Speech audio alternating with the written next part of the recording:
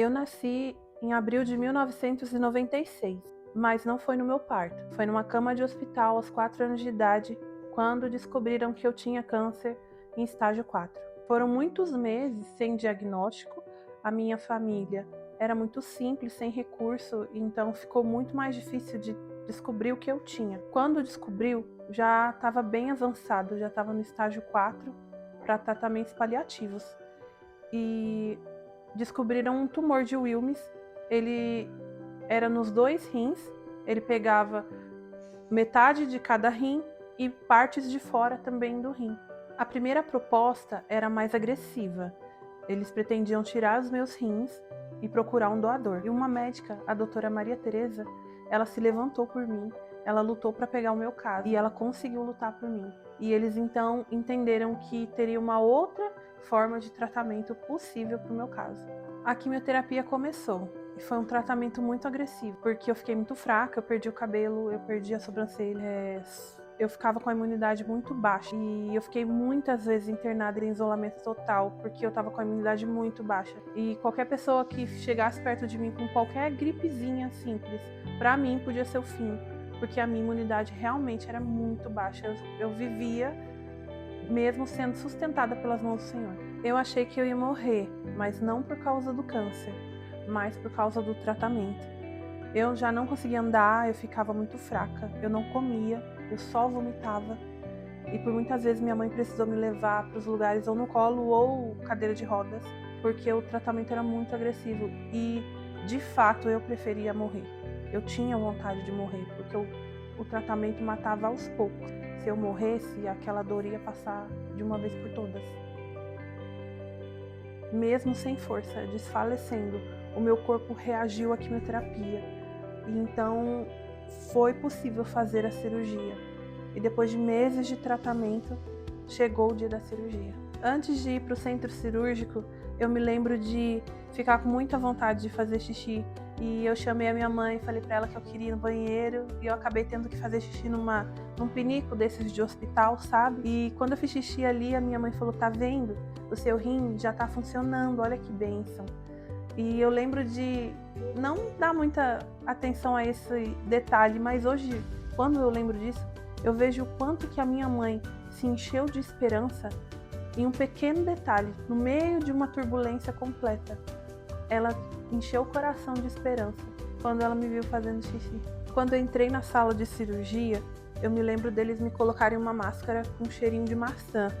E aí eu fui fechando o olho, fui sendo anestesiada e quando eu fui fechando o olho, eu não sei se eu sonhei ou se realmente aquilo aconteceu, mas eu prefiro acreditar que foi o Senhor.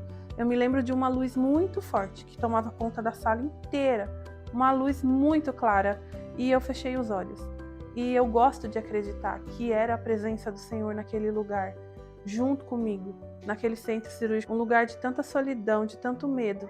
Eu pude sentir a presença do Senhor ali comigo, me trazendo paz.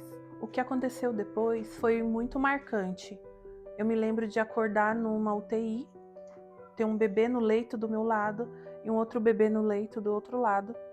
Eu estava cheia de dreno na barriga e sonda no nariz e muitos aparelhos, e foi muito assustador. Mas a parte mais assustadora era que um daqueles bebês não ia sair dali com vida. Depois de ter visto aquela luz forte no centro cirúrgico, eu dormi e acordei na UTI. O barulho dos aparelhos, sonda, dreno, um bebê de um lado no outro leito, um bebê do outro lado no outro leito, e uma coisa assim absurda ia acontecer e eu não fazia ideia ainda do que estava por vir.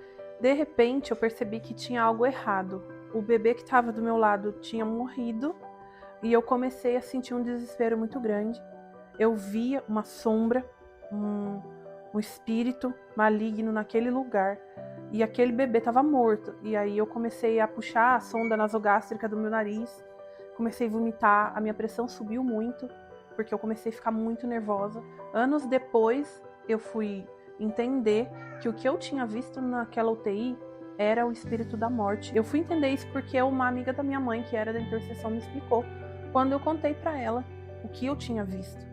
Mas naquele mesmo momento que eu comecei a passar mal, porque a minha pressão subiu e eu arranquei a sonda e comecei a vomitar. E aconteceu. Minha mãe, ela estava do outro lado da UTI, onde fica um vidro que você pode ver quem está dentro da UTI.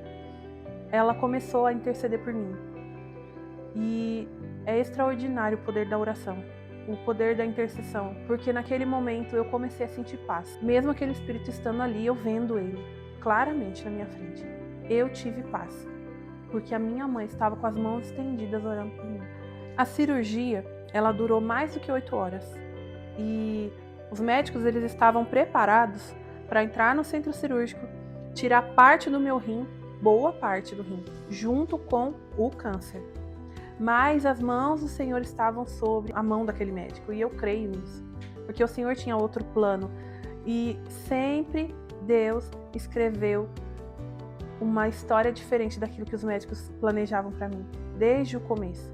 E na cirurgia não foi diferente, porque quando eles entraram no centro cirúrgico, me abriram, eles não tiraram o meu rim, nem parte do meu rim.